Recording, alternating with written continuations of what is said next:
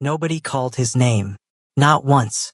Selim Rice stood in the middle of a packed banquet hall, trays being carried past him, voices cutting across each other, expensive shoes clicking on marble floors, and not a single person looked at him. Not to acknowledge him, not to thank him, not even to dismiss him, just through him, like he was air shaped like a person. He moved along the edges of the hall with a clean cloth and a bucket of soapy water, wiping down the baseboards, picking up discarded napkins, repositioning chairs that had been knocked crooked. His movements were quiet and precise. His shoes didn't squeak. His presence didn't register. He had learned, over years, how to become nearly invisible in rooms full of loud, important people. It was a skill, ugly as that was to admit. The Crestwood Banquet Hall sat 3 blocks inside the Meridian District boundary, which meant it belonged to a world that people like Selim only entered through service doors. Crystal chandeliers overhead, white tablecloths with pressed edges, floral arrangements taller than Selim himself. The kind of room that cost more to breathe in for one night than he made in 4 months. He wasn't supposed to be here for the event. He had come early to clean before the private gathering. A detail his supervisor, a wide woman named Mrs. Dolores Pratt, had emphasized 3 times with a pointed finger. You clean before they arrive. You leave before they sit. You do not linger. He had nodded each time. He always nodded, because speaking wasn't something Selim did. Not by choice. Not by trauma. It was simply the way his body had been built. His vocal cords produced nothing useful. A condition present since birth that no doctor in his price range had ever been able to explain or fix. He communicated through a small worn notebook he kept tucked in the front pocket of his uniform. Neat handwriting. Short sentences. He had learned early that long explanations irritated people who had already decided he wasn't worth the wait. So he kept his notes brief. And he kept his eyes open. Outside the hall's tall windows, the Meridian District glittered. Private cars sat double-parked along the curb. Men in dark suits moved in pairs near the entrance, earpieces visible if you knew what to look for. Selim knew what to look for. 3 years cleaning this hall had taught him things no one intended him to learn. Which families sat on which side of the room, which negotiations required the floral arrangements to be moved to create distance between chairs, which guests arrived through the kitchen entrance so no one logged their attendance. He knew better than to write any of it down in the notebook. That knowledge stayed locked in his chest. He wrung out his cloth, moved to the far corner, and knelt to wipe along the base of a decorative column. His knees ached. They always ached by Tuesday. His apartment, 1 room, a hot plate, a bathroom with a faucet that hissed when you ran the cold water, was a 20-minute walk from here. He'd been on his feet since 6 that morning. Halo would be waiting. That thought steadied him. It always did. The big black dog had a way of sitting directly in front of the door when Selim was overdue. Not pacing, not barking, just sitting.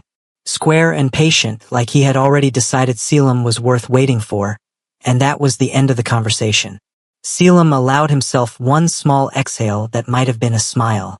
He stood, moved toward the service cart, and began stacking the used cleaning rags. That was when the hall's double doors opened. Not the guest entrance. The private rear corridor, the one that didn't appear on the building's public floor plan. Selim didn't turn around. He had learned not to turn around. But he heard the shift in air pressure. The way conversations among the setup staff dropped to nothing in under 2 seconds. The way even the sound of folding chairs being arranged went quiet, like someone had pressed mute on a remote. He heard footsteps, measured. More than one person, moving in a formation rather than a crowd. Mrs. Pratt appeared at his elbow so fast he almost knocked the cart over. Go, she whispered, not unkind, just urgent. Service exit. Now, don't look back. He gathered his things, moved toward the side corridor. He did not look back, but as the service door swung shut behind him, he heard a voice, low even, carrying the particular kind of quiet that didn't need volume to fill a room. One sentence. He couldn't make out the words, but the entire hall responded to it. Powerful people rarely notice quiet kindness, but sometimes quiet kindness changes the course of power. Selim pushed through the exit door into the cold night air. That same night, the banquet hall was being prepared for a gathering so private that the building's security footage would later be wiped by morning. A gathering that Selim was absolutely not supposed to witness. He had almost made it out before he heard the second voice, closer than the first. Just beyond the door he was still holding open. Check the service corridor. 6 weeks earlier, it had been raining so hard the alley gutters were running white. Selim had been walking home from a double shift, the kind of shift that folded 2 jobs into one long gray stretch of hours, when he heard it. Not a bark, not a whimper, a sound somewhere in between. Low, strained. The kind of sound that something makes when it has been hurting long enough that making noise seems almost pointless, but the body keeps doing it anyway. He stopped. The alley between Dunmore Street and the back of the laundry facility was narrow and poorly lit.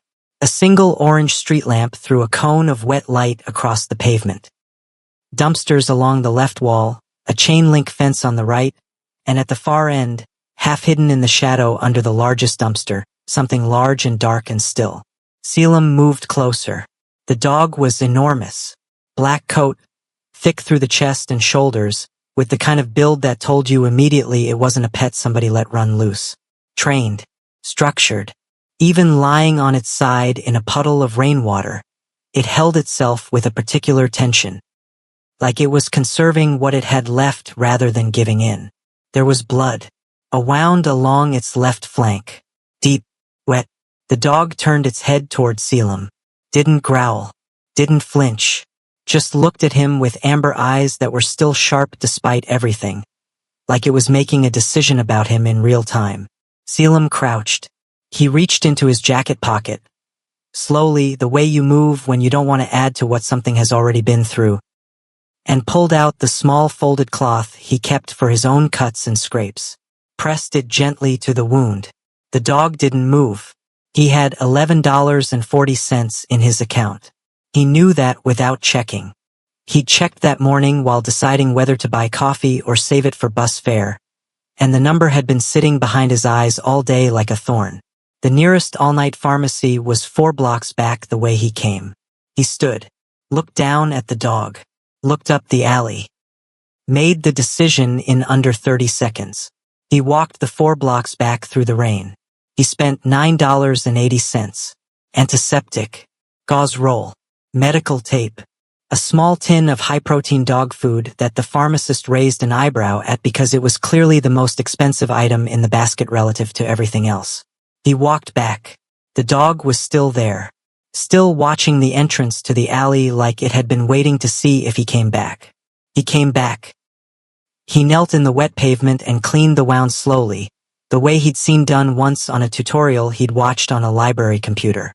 The dog made the strained sound again when the antiseptic touched the cut. Once. Then it went still, like it had decided to let him work. He dressed the wound, wrapped it, opened the tin of food and set it down. The dog ate, not frantically, methodically, like it had manners even in a situation that had stripped most things away. Selim sat with his back against the dumpster in the rain while it finished eating. He thought about the $1.60 left in his account. He thought about the fact that this dog was clearly not a stray. The build, the discipline, the way it had looked at him, this was a working animal. Trained by someone, which meant it belonged somewhere. But right now it was here, and here was where he was.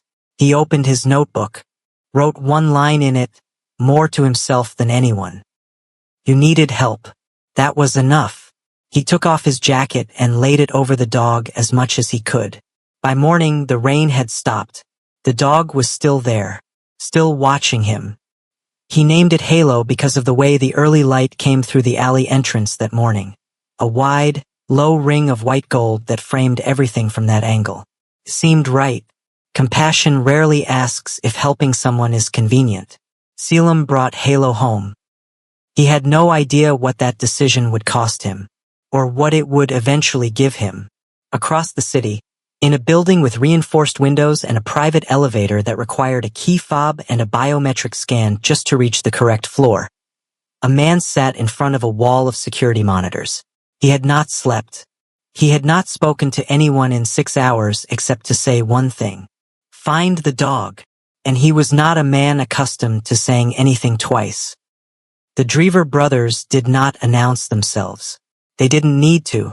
When Aurelian walked into a room, people instinctively repositioned, not because he asked them to, but because the space around him seemed to require it. He was the kind of man who made calculations visible. You could almost see the variables running behind his eyes. Distance, risk, timing, outcome. He spoke rarely. When he did, what he said tended to be the final word on a topic. Cashin arrived differently. Where Aurelian recalibrated a room, Cashin compressed it. He was broader through the frame, quieter in his movements, and carried a particular weight of authority that had nothing to do with volume. He didn't issue warnings. He didn't repeat himself. People who had worked for him long enough knew what the stillness before he spoke actually meant. Torvin came last and preferred it that way. He was the coldest of the three, not in cruelty but in methodology. Where Aurelian strategized and Cashin enforced, Torvin negotiated. He saw contracts the way a surgeon sees the body. Everything had a function, everything had a pressure point, and he had spent years learning exactly where both were located. He smiled often. His smile had never once meant what people assumed it meant. Together they ran the Drever organization. 3 territories, 12 districts, and a reach that extended well past the city's official boundaries into arrangements that no public record could trace. They were not identical, but they moved with the kind of synchronized precision that comes only from having survived the same things in the same order. 6 weeks ago, their primary security compound had been hit. The attack had been clean, targeted.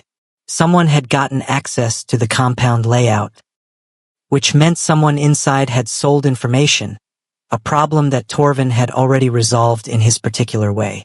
3 guards injured, 2 vehicles destroyed, and 1 asset missing. Halo. The dog had been stationed at the compound for 2 years. Sentinel grade. A breed developed specifically for high-security environments, trained to respond only to authorized personnel and to neutralize threats with a precision that made conventional guard dogs look approximate. He was not a pet. He was not decorative. He was a tactical element worth more in function than most of the staff combined. During the attack, Halo had been wounded and had broken through a compound fence in the chaos. The tracker embedded in his collar had been damaged in the same incident. A detail that had cost the tech responsible for its maintenance a conversation with Cashin that the man had not walked away from comfortably. The citywide search had been running for 6 weeks. Nothing. Until the surveillance footage came in from a street camera 3 blocks south of the attack site. Aurelian had flagged it during an overnight review. A timestamp from the night of the attack, 6 hours after the breach. Low resolution, rain-blurred, but usable. A figure in a damp jacket crouched at the entrance of an alley, carrying a large dark dog, moving slowly, carefully, the way you move when you're carrying something you don't want to drop. Cashin watched the footage twice. Then a 3rd time, not because the image was unclear, because something about it required a second look.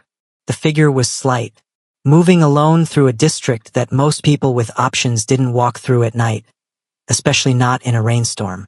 No car waiting, no phone visible, just a person in a wet jacket, carrying an injured dog, moving toward a bus stop. Aurelian ran the partial image through their network contacts within 48 hours. The result came back. Selim Rice. 23 years old.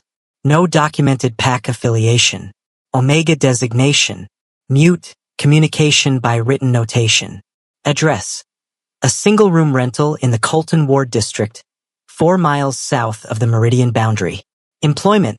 Part-time cleaning staff at Crestwood Banquet Hall and a second job 3 mornings a week at a laundry facility. No family listed. No emergency contacts. Cashin read the file once. Set it down. Picked it up again. Powerful men often believe loyalty can be bought. But loyalty born from kindness is something money cannot command. He went back to the footage. Halo had not resisted. That was the thing. A sentinel dog trained to that level did not allow contact from unknown individuals. Not under stress. Not injured. Not under any condition that hadn't been specifically trained for. But in the footage, grainy as it was, the dog was still. Completely still. Head resting against the figure's chest as it was carried. Not sedated. Cashin knew what sedated looked like. Calm. The dog looked calm. Cashin watched the clip again, because that was the part he couldn't move past. The night the Drever brothers came to Crestwood, Selim knew something was different before he saw anyone walk through the door. The setup staff moved faster. The florists, who were usually slow and conversational, finished in under 40 minutes and left without speaking to each other.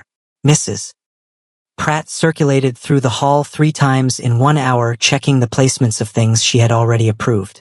The kitchen staff behind the service partition went from the usual low, steady noise to almost nothing.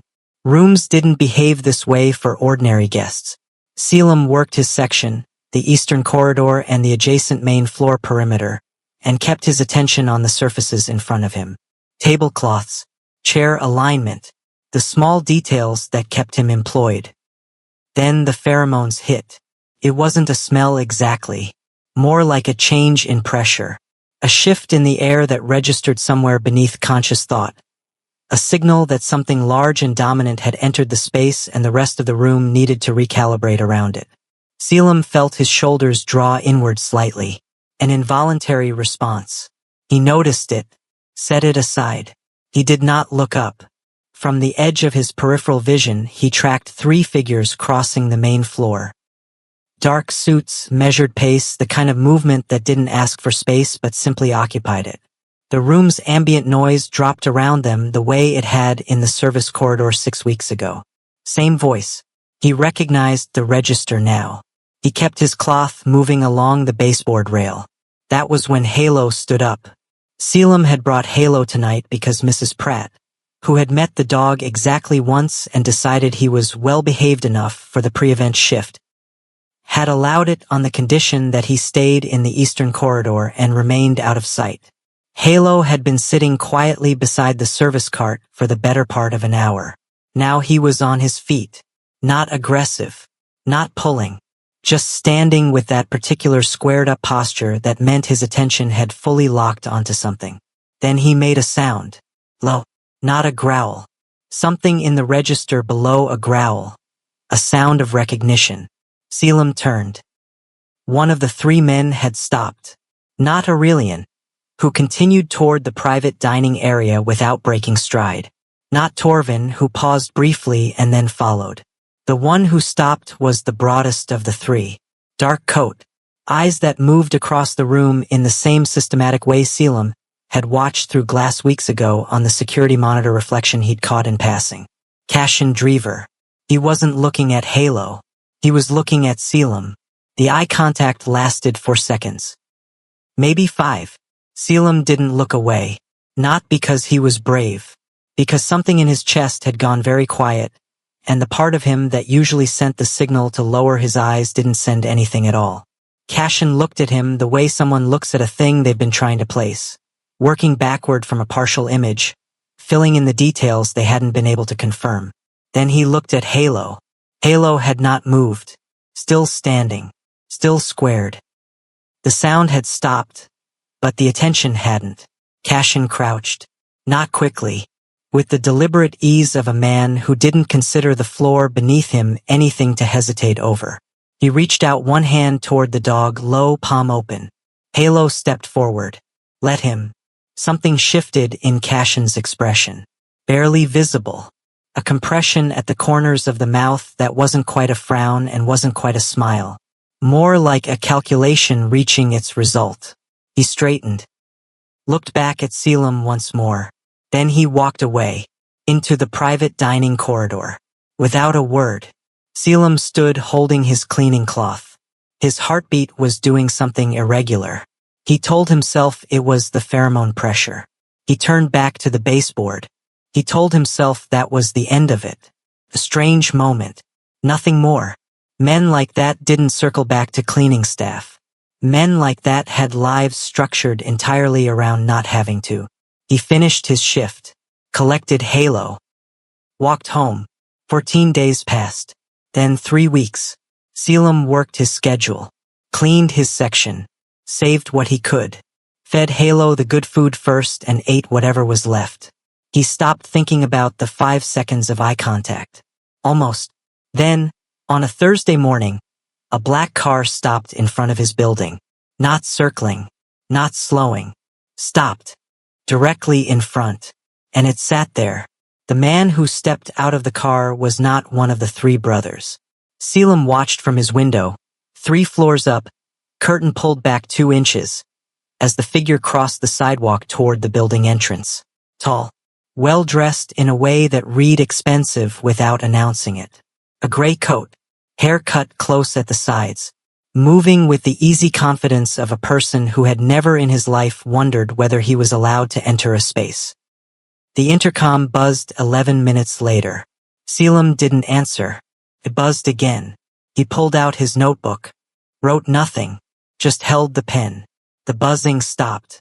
30 seconds later, his building super, a man named Odell who Selim had never seen move faster than a slow shuffle, knocked on his door with an expression that suggested he had been asked to knock and found the request impossible to refuse. "There's a gentleman downstairs," Odell said, not meeting Selim's eyes.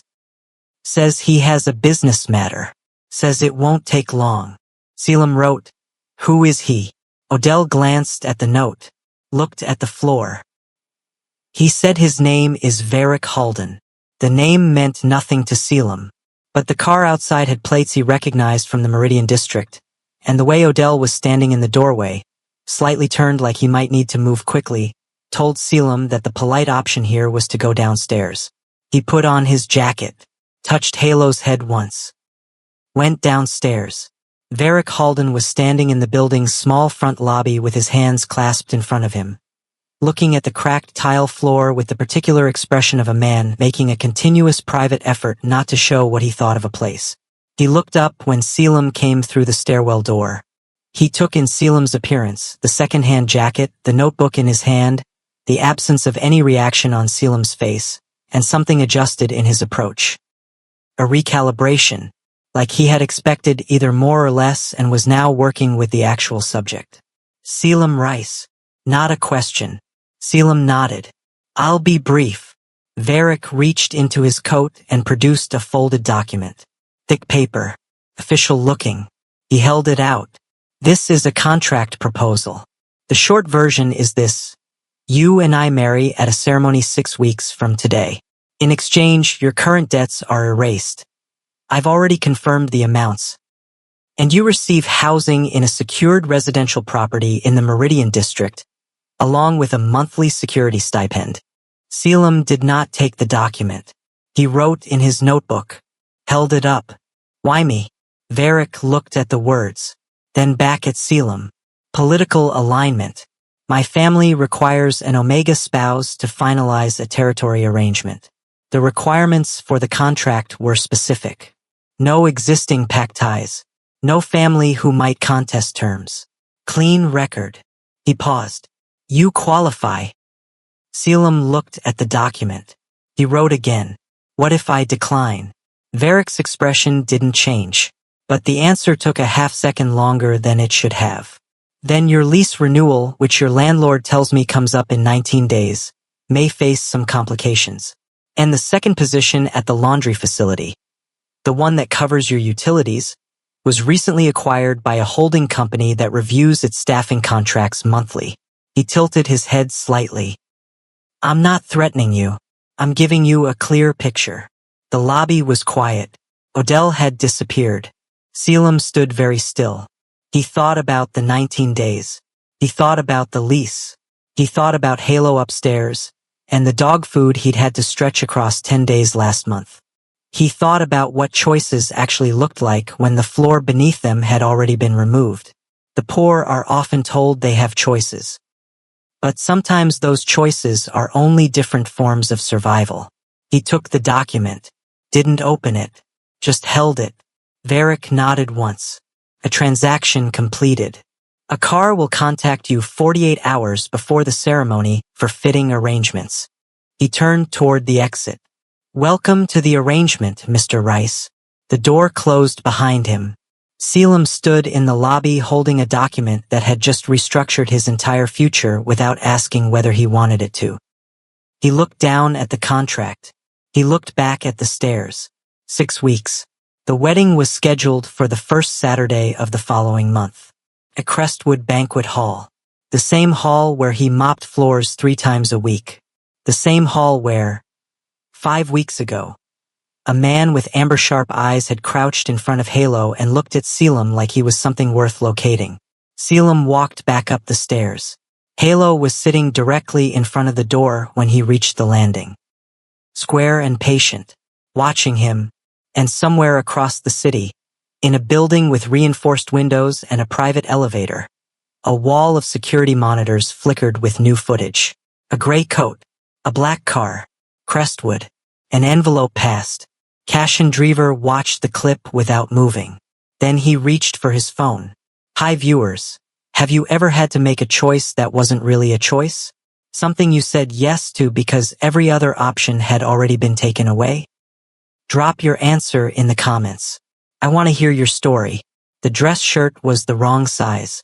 Selim had known it the moment the tailor's assistant, a young woman who did not make eye contact and who spoke only to the woman beside her, had handed it across the counter without measuring him first. Too wide in the shoulders, too long in the sleeve, like it had been ordered for someone they assumed he would be, rather than the person actually standing in front of them. He hadn't written anything in his notebook about it. He just folded the sleeves back and wore it. That was how the first meeting with Varric Halden's household went. Uncomfortable, imprecise, and nobody in the room was interested in adjusting. The fitting was held in a private suite inside a building Selim had never been allowed past the lobby of before. Marble floors again. Climate that cost money just to maintain. 3 staff members moving around him like he was a mannequin that had been placed slightly off-center, and they hadn't decided yet whether to bother fixing it. Varric was present for 11 minutes. He reviewed the suit jacket options, made 2 quick selections, gave a short directive to the nearest staff member about the ceremony timeline, and left. He didn't speak to Selim. Not once. Not a greeting. Not an instruction. Not even the basic acknowledgement that Selim was a person sharing the room with him. Selim stood on the fitting platform in the too-wide shirt and watched the door close behind Varric and thought, this is what the next phase of my life looks like. That was the moment it became real. He had held the contract for 3 weeks, slept with it sitting on the edge of his small table like a thing he kept needing to decide about even though the decision had already been made. He had read it 4 times. The language was clean and final. Debts erased. Housing secured. Monthly stipend. All conditional on his compliance with the arrangement for a minimum term of 2 years. 2 years. He had spent the previous night sitting on the floor of his apartment with Halo's head in his lap. Not sleeping, just thinking. Halo had not liked the car that came for the fitting. Not the car itself. Halo moved through new environments without anxiety, which was one of the things Selim had noticed early. But when the driver opened the door and the pheromone trace inside the vehicle hit, a residue from whoever else had been transported in it, Halo had gone still. His head had dropped slightly. Not fear. Something more considered than fear. Assessment. And his assessment had been no. He had looked at Selim. Selim had gotten in anyway. Because what choice looked like at this point was getting in anyway. He spent the ride watching the Meridian District fill the windows. Wide streets. Private security at building entrances. Cars that cost more than his yearly income parked along curbs like they were ordinary. He thought about how a place this close could feel this far. The fitting ended. The car brought him back. He climbed the stairs, put the notebook on the table, fed Halo, stood at the window for a while. Meanwhile, 3 miles northeast, Cashendrever sat in a chair at his desk without moving for a long time after Torvin delivered the information about the marriage contract. Torvin laid it out clean. No editorializing. That was how Torvin worked. Facts, sequence, implication.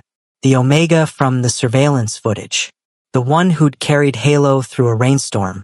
Varric's arrangement team had identified him as a viable contract candidate 6 weeks after the compound breach. Financially exposed. No protective ties. Easy to pressure. They had pressured him. He had signed. The ceremony was in 12 days. Torvin waited. Cashin didn't say anything for a moment. Then, what hall? Torvin told him. Cashin stood up. He moved toward the window. Looked at the city. Prepare the car. Torvin glanced at Aurelian, who was sitting on the far side of the room reviewing a separate file. Aurelian didn't look up, but the corner of his mouth moved. Which one? Torvin asked. Cashin answered without turning around. The wedding car. The flowers were white. Hundreds of them. Roses and something else Selim couldn't name, arranged in tall standing displays along both sides of the center aisle. The chandeliers had been lowered to half intensity, which gave the whole hall a warm gold glow that probably looked beautiful in photographs. Selim stood at the front of the room in the suit they had chosen for him and thought, I clean this floor every Tuesday. The ceremony was set to begin in 4 minutes. The hall was full. He hadn't expected that. He had assumed a political arrangement would be attended by the necessary parties only. A few witnesses, whoever needed to sign what needed to be signed, and then out.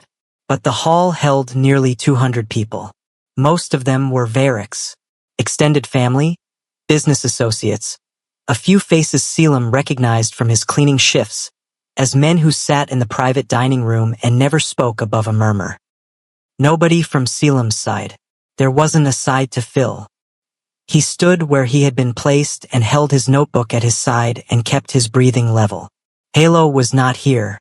Mrs. Pratt had agreed, reluctantly and for a sum Selim hadn't asked about, to look after him during the ceremony. He felt the absence of the dog the way you feel a missing tooth. Not pain exactly, but a gap where something steady used to be. Varric arrived at the front of the room with 2 minutes to spare. Dressed impeccably. Expression composed. He glanced at Selim once with the same look he'd used in the fitting suite. Functional, passing, like checking a detail on a list. Then he turned forward. The officiant, a tall man with silver-rimmed glasses, opened the ceremony with the standard language.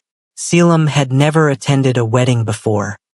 He hadn't expected the words to sound so clean when the situation under them was this unclean.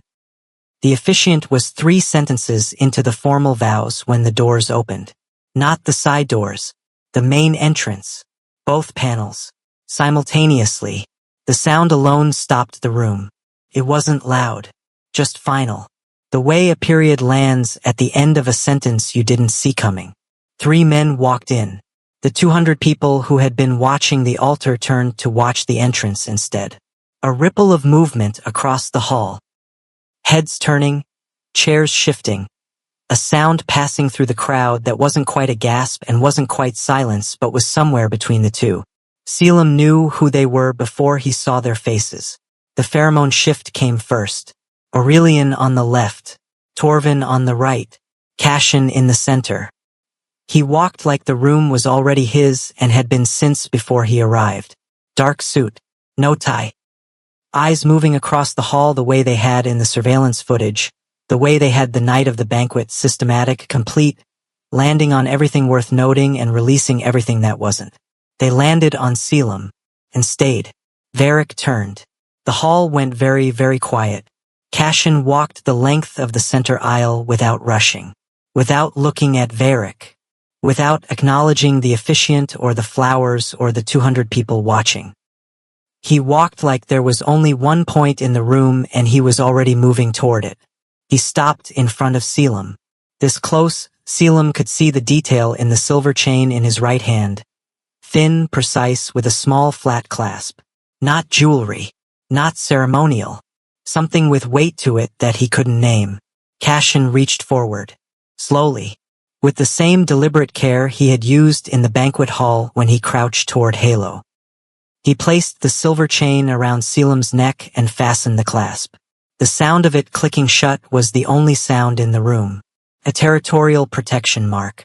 Old protocol. The kind that predated contracts and ceremonies and everything else in this hall. In the world these men operated in, that chain meant one thing and everyone present knew exactly what it meant. The gasps came then. All at once. From every corner. Varric moved.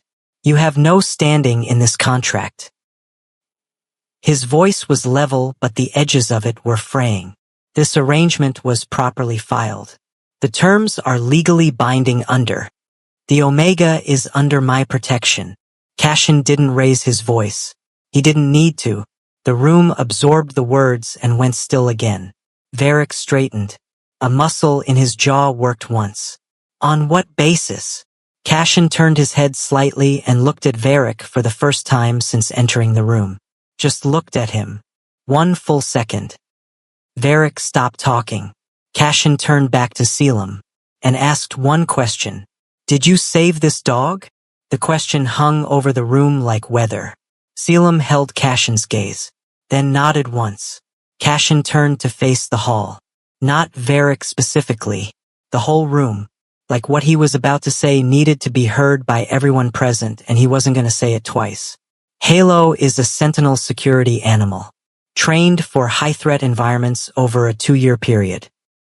The cost of that training exceeds what most people in this city earn in a decade. He let that sit. He bonds to one individual. One. Not a handler. Not an owner. A compatible match, determined by pheromone stability under extreme stress. The hall was motionless. During a breach at our compound 6 weeks ago, Halo was injured and displaced.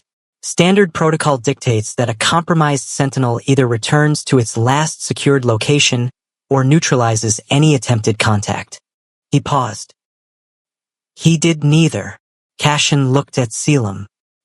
He allowed a stranger, a mute Omega walking alone at night through a storm, to carry him through an alley, treat a wound, and bring him home. A sound moved through the crowd. Not words. Something beneath words. That doesn't happen. Cashin's voice didn't change. Steady. Even. The kind of voice that carried more weight precisely because it refused to perform. Not with a dog trained at his level. Not under those conditions. What it means, what it has always meant, is that the individual Halo accepted carries a stabilization frequency. A pheromone signature rare enough that it has no standard classification. He let another beat of silence pass. People with that frequency don't just calm dogs. The implication hit the room all at once. Stabilization frequency. That was the phrase that changed everything. In the world these men operated in, where alpha pheromone storms during high-pressure negotiations had ended alliances, where the wrong room combination had destroyed deals worth more than buildings, a person who could neutralize that chemistry without trying wasn't just valuable. They were strategic. The room realized it in stages. Selim watched it happen from the front of the room.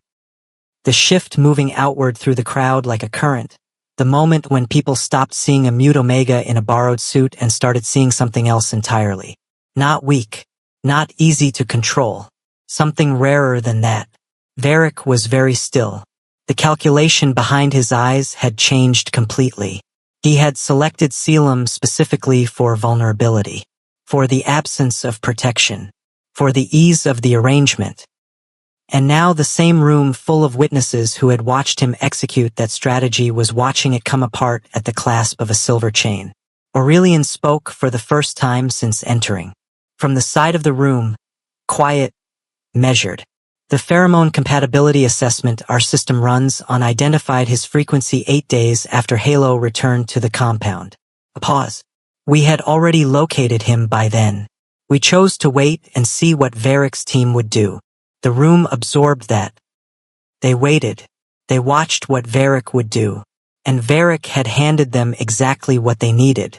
Torvin, still standing near the entrance, had not moved or spoken. But he turned his head slightly toward a man near the back of the hall, one of Varric's legal contacts. and the man sat down very carefully and did not look up again. Cashin reached into the inside pocket of his jacket. He withdrew a thick envelope. He set it on the altar beside the unsigned ceremony documents. It landed with a weight that everyone could hear. That covers the debts Varric used to pressure the contract. He looked at Selim. And then some. The hall waited. Because this was the moment. The Omega had been handled, leveraged, and maneuvered into a room full of powerful people who had decided his future without consulting him. And now the most feared alpha in the territory had just placed a life-changing sum of money directly in front of him. Everyone expected him to take it. Selim looked at the envelope. He looked at it for a long time. The hall waited.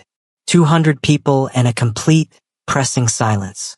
He could see the numbers without opening it. The thickness of it told him enough. It was more money than he had ever been adjacent to. More than would fix the lease and the utilities and the gap months and the debt that had been held over him like a ceiling he could never reach past. He reached out, picked it up. The crowd exhaled slightly. Then Selim held the envelope out, back toward Cashin.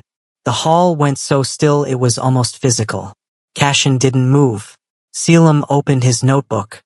He wrote with the envelope still balanced in his other hand, the pen moving quickly, the handwriting clean. He turned the notebook toward Cashin. I didn't save him for payment. Cashin read it.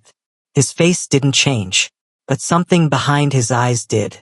Not surprise. Something slower than surprise. A settling. The way a calculation looks when the final result turns out to be different from every variable you accounted for, and you're deciding whether to recalculate or accept the answer. He accepted it. He took the envelope back. The room, which had been quiet before, went into a different kind of quiet. Not shock. Recognition. Because people who move in rooms where everything has a price understand, on some fundamental level, the difference between a person who doesn't know what they're worth and a person who has simply already decided that some things are not for sale. Varric made a sound. Not quite a word. A single man near the center of the room laughed, short, involuntary. Then caught himself. Aurelian turned away slightly, and the angle of his shoulders said everything about what he was thinking without him having to say a word. Torvin looked at the ceiling for exactly 2 seconds and then looked back down. Cashin stood in front of Selim with the envelope in his hand and the silver chain sitting against Selim's collar and said nothing for a moment. Then he looked at the chain. Then at Selim. The integrity cannot be purchased. That was what the room had just watched. Not a performance. Not a calculated move. Not someone playing a longer game for greater leverage. Just a person who had spent his last $9 on a dog he didn't own and meant it completely. The moment power recognizes integrity, the balance between them changes. Cashin turned to Varric. He didn't speak loudly. He didn't need to. The contract is void. Varric's jaw tightened. You don't have the authority to. The terms were constructed through financial coercion of an unaffiliated Omega. Torvin's voice came from the side, smooth as a legal brief. Under district protocol, that makes it unenforceable before an alpha jurisdiction review. Which you know. A pause. Which is why you moved the ceremony up by 2 weeks. The blood left Varric's face. Not all at once. In stages. Cashin held his gaze for exactly as long as it needed to be held. Then he turned away, back toward Selim. He held out the envelope one more time. Selim looked at him. Cashin's expression said, "This time it's not about what you did. It's about what you deserve. There's a difference." Selim took it. He held it carefully. Not the way you hold something you're going to spend. The way you hold something you're still deciding what to do with. The hall began to breathe again. Not fully, but enough. Cashin looked at the altar, at the ceremony documents that had never been signed. He picked them up and tore them down the center. The sun was coming through the cathedral windows at an angle that made the whole entrance look like something out of a painting Selim had once seen on a library wall. He stood outside the hall in the too-wide suit with the silver chain still around his neck and the envelope in his jacket pocket and thought, I don't know what happens now. Halo was going to need his afternoon walk. That was the thought. After all of that, the contract, the haul, the chain, the torn documents, 200 people watching a man he barely knew dismantle an arrangement that had been built specifically around his inability to resist it. The clearest thought in his head was about the dog's walk. He almost wanted to write that down. He didn't. Cashin came through the main doors alone. Aurelian and Torvin had remained inside. Selim had watched them through the glass. Still working, still talking, still managing whatever the immediate aftermath of this required. Torvin had his phone out. Aurelian was speaking quietly to two men Selim didn't recognize. Whatever this had been, it wasn't finished for them yet. But Cashin had come outside. He stood beside Selim for a moment without speaking, looking at the street. 3 armored cars sat along the curb, quiet, waiting. Then he turned. "I have an offer." He said it simply, not preamble, not positioning, not a contract, not an arrangement. Selim looked at him. "A job, a real one." He paused. "The pheromone stabilization aspect is part of it. I won't pretend otherwise. High-pressure negotiations are a consistent problem in our operations. Your presence in those rooms would change the outcomes." Selim's expression didn't shift. Cashin held up one hand slightly, not a gesture of defense. More like, "I'm not finished." But that's not the whole reason. He looked at the street, then back. Halo has been operational for 2 years. He has been in 3 live-threat situations. He does not respond to strangers. He does not allow unsolicited contact. He does not go calm. A beat. Until he let that land. That tells me something about your judgment, your patience, the way you respond to something that's frightened and damaged without trying to force it into something it isn't ready for. A long pause. Those qualities are rarer than you know. And in the world I operate in, they are worth more than most things I can name. Selim looked down at the notebook in his hand. He had spent his entire life being invisible to rooms exactly like the one he had just left. Being the person who cleaned the floors before the important people arrived. Being the detail no one accounted for. Being easy to pressure precisely because everyone assumed that nothing he said would carry weight. And now the most feared alpha in the territory was standing outside a cathedral telling him he was worth something. Not to be used. Not to be owned. To be trusted. He opened the notebook. He thought about the lease with 19 days left. The laundry job. The hot plate. The way he stretched dog food across 10 days when the money ran short and never once resented it. He thought about the way Halo had sat directly in front of his door every time he came home late. Square and patient. Like he had already decided Selim was worth waiting for. He wrote 2 words. Turned the notebook toward Cashin. "Halo stays." Cashin read it. The corner of his mouth moved. Just barely. "Halo stays." Selim turned the page. Wrote again. "Yes. Power isn't measured by how loudly someone commands a room. Sometimes power is simply the courage to stay kind, even when the world gives you every reason not to." They walked toward the cars. Behind them, through the cathedral glass, Aurelian watched them reach the curb. He said nothing, but he turned to Torvin, who was still on his phone. Torvin glanced at the window, at the street, at Cashin opening the car door. He lowered his phone. They had spent 2 years watching Cashin Drever move through high-pressure rooms like weather that didn't answer to anything. They had watched him negotiate, enforce, and decide, always at the same temperature. Always at the same controlled distance. Nothing reached him. Nothing moved him. Until now. Torvin looked at Aurelian. Aurelian looked back. They both understood what they had just watched. Cashin, the most feared alpha in 4 districts, had met the one person whose quiet presence lowered the pressure in the room simply by being in it. Not because he had been trained to. Not because it was a skill he had developed. Because it was who he was. And that kind of bond doesn't just change a man. It changes everything built around him. Dynasties have shifted for less. If the story moved you, even one moment of it, share it with someone who needs to be reminded that being quiet doesn't mean being powerless. Drop a comment telling me the moment that hit hardest. Was it when Selim spent his last $9? Was it when he pushed the envelope back? Or was it the 2 words at the end? Your comments keep these stories alive. And if you are new here, subscribe and turn on notifications. Every story on this channel is built around one idea, that ordinary people carry extraordinary strength. You do not want to miss what comes next. See you in the next one.